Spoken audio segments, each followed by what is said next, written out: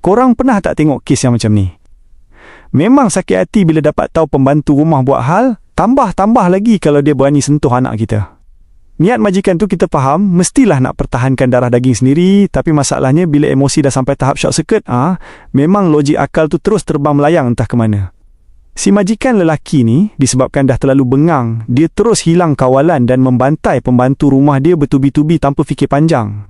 Tapi itulah, silap besar dia, kesilapan paling amatur sekali adalah bila segala aksi ganas tu dia sendiri yang rakam.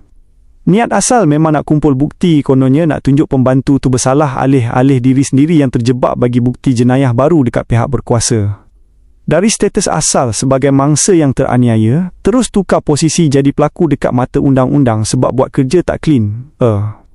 Nak cakap pasal dendam, memang tak akan bawa ke mana. Kekerasan fizikal bukan jalan penyelesaian yang bijak, lebih-lebih lagi bila semua tu direkodkan dengan jelas.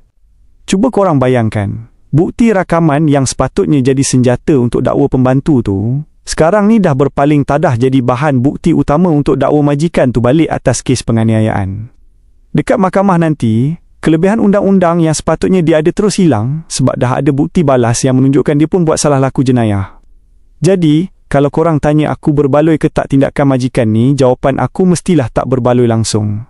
Bukannya nak kata kita kena biar je anak kena buat macam-macam, tapi ada cara yang lebih rileks dan ikut saluran betul.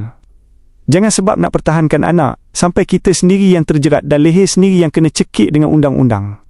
Memang malang betul dah lah anak jadi mangsa, majikan pun kena tempias, akhirnya dua rugi.